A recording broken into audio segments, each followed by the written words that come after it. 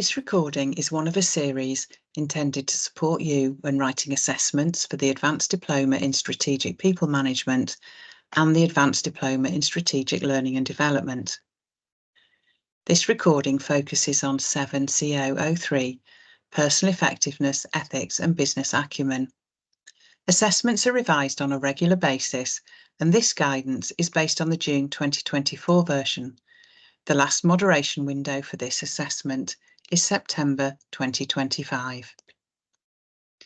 This assessment requires you to write 4 responses that address 4 of the 15 assessment criteria, also referred to as ACs. The overall word count for the assessment for this unit is 4,000 words plus or minus 10%. To ensure full coverage of all ACs, this means approximately 1,000 words can be allocated to the answer for each AC. The extra 10% allows up to around 1,100 words per AC. The 4 assessment criteria for your assessment will be drawn from different learning outcomes, featuring 1 assessment criteria in each learning outcome. Different assessment criteria are selected for different moderation windows. These criteria encompass a wide range of generalist HR, OD and L&D subject areas. The assessment task is as follows. From your experience, describe and evaluate real-life scenarios where you have demonstrated that you have acquired the behaviour, skill or knowledge in each of the selected assessment criteria of this unit. You should inform your answer with wider reading to critically analyse your performance. You may identify a different scenario for each assessment criteria or use a scenario to demonstrate up to any 2 assessment criteria, but all must be real-life scenarios rather than hypothetical examples. You could consider adopting the STAR approach when structuring your answer. If this approach is adopted, the following areas should be covered. Situation, where you describe the situation. Task, where you explain what task or activity you completed. Action, where you critically evaluate what you did and how you did it. Result, where you critically evaluate the impact of your action. You could consider why your actions were or were not successful. The majority of words are likely to be allocated to the action and result parts of your answer.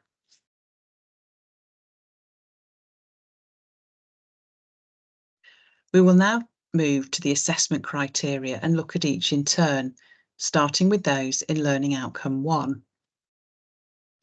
AC 1.1.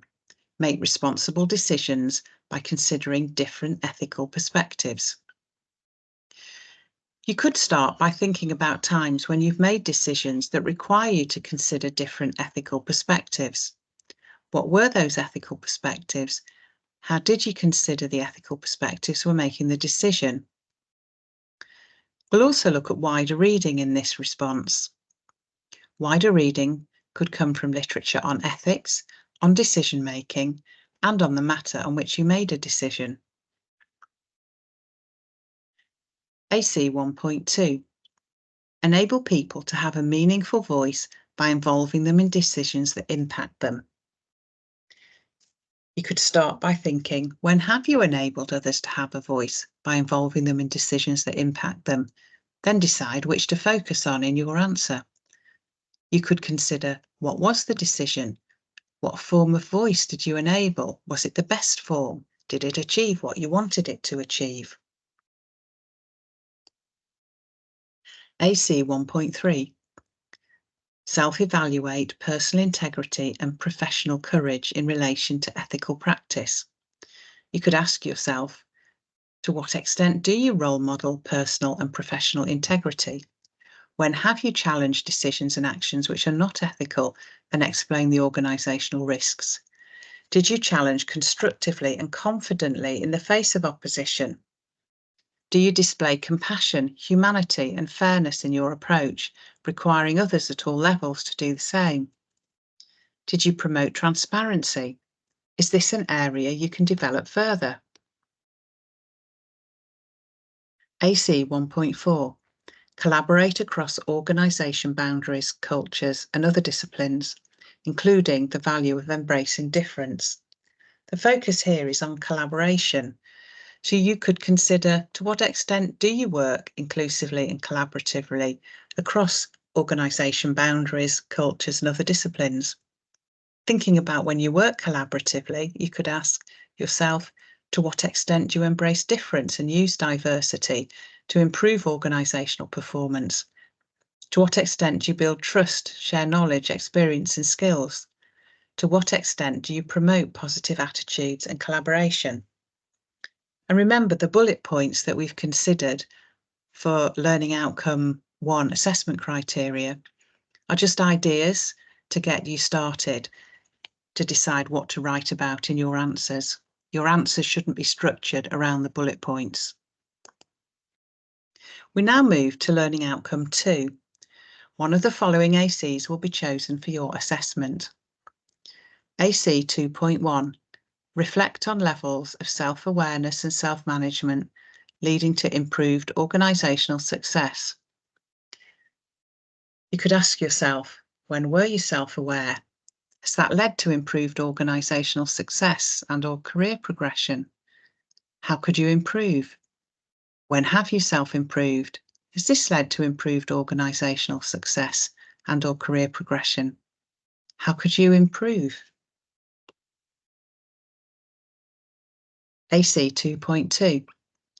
Use business acumen to deliver commercial benefits and manage organisational resilience. You could ask yourself, how has your knowledge of external and internal contexts of the organisation delivered commercial benefits? To what extent has your business and financial acumen delivered commercial benefits? To what extent does your knowledge of data relating to products, services, and customers provide insight into people solutions? To what extent have you led and/or supported change? What was the change? What was your role? How did this contribute to organisational resilience? AC 2.3.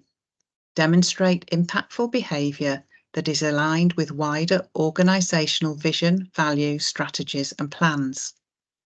You could ask yourself, to what extent do you align behaviour with wider organisational vision, values, strategies and plans? You need to check you have an understanding of your organisational vision, values, strategies and plans first. To what extent do you have a concern for business outputs and impact rather than just following processes? To what extent do you connect with internal and external peers regularly to benchmark, share good practice and anticipate future trends to inform future priorities and practice? We now move to learning outcome 3. AC 3.1. Demonstrate curiosity and passion for deep learning. You could consider, when have you demonstrated curiosity and made the most of opportunities to learn, improve and innovate? When have you shared good practice with others? When have you used feedback to improve? AC 3.2.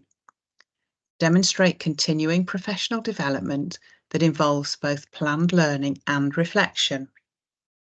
You could consider, how do you plan your CPD? How do you decide what you want to learn and how you will learn it? What kind of learning activities have you been involved in? How do you reflect on your CPD? AC 3.3. Network to enhance own career and contribution to organisational effectiveness. What networking activities have you undertaken? Did this networking enhance your career? Did it help to contribute to organisation effectiveness? You might consider planned and ad hoc network opportunities. AC 3.4. Share knowledge and learning to promote organisational success. You could ask yourself, when have you shared learning that promotes innovation and change? When have you shared learning that facilitates organic learning? When have you shared learning that creates efficiencies, reduces duplication of effort? When have you shared learning that promulgates an open and inclusive culture? We now move to learning outcome 4. AC 4.1. Assess approaches to decision making on complex issues, taking ownership to remedy mistakes. You could ask yourself, what complex issues have you handled when making decisions? When have you needed to manage risk when making decisions? When have you developed the behaviours in the points above in others? When have you had to take ownership when things go wrong? Go wrong in decision making, that is. AC 4.2. Demonstrate appropriate influencing style to communicate and engage with different audiences. You could start by thinking about different occasions where you have influenced others. What communication techniques did you use? What influencing techniques did you use? Did you adjust your influencing style for different audiences? AC 4.3. Promote organisational improvement through courage, political acumen, and the willingness to challenge. You could ask yourself, when have you promoted organisational improvement through fostering a willingness to be brave, challenge people and practices, and use political acumen? If leading, do you act as a role model, doing the right thing, taking into consideration moral and legal responsibilities? Are you prepared to view failure as an opportunity to enhance learning? Do you place an emphasis on use of good judgment, evidence-based for action, mutual respect? How do you choose the right language and communication channels? Do you have due regard for context and wider organisational reputation? AC 4.4. Use and apply evidence-based critical thinking in your work. You could consider all the times when you've used and applied evidence-based critical thinking in your work. There will be many of them. Which would be a good one to use when you write your answer? What evidence did you use? Was it reliable and valid? How did you think critically? What kind of skills did you use? That brings us to the end of the assessment criteria. We'll now look at how your work will be marked. Your response to each AC will be awarded a mark of 1, 2, 3 or 4 by your assessor. The overall mark achieved will dictate the grade you receive for the unit. Providing none of the learning outcomes have failed or referred, the table on the slide here will be used. So overall marks of 8 or 9 will result in a pass, 10 to 13 a merit, and 14 to 16 a distinction. But if any answer or AC refers or fails, or the overall mark is between 0 and 7, the unit result will be a refer or a fail. Initially, after first submission, a refer can be awarded. You then have 2 resubmission opportunities. If your submission doesn't pass at that point, a fail grade will be awarded. We have now reached the end of the webinar for 7CO03. Other webinars are available for other units of the Advanced Diploma in Strategic People Management and the Advanced Diploma in Strategic Learning and Development. Thank you for listening.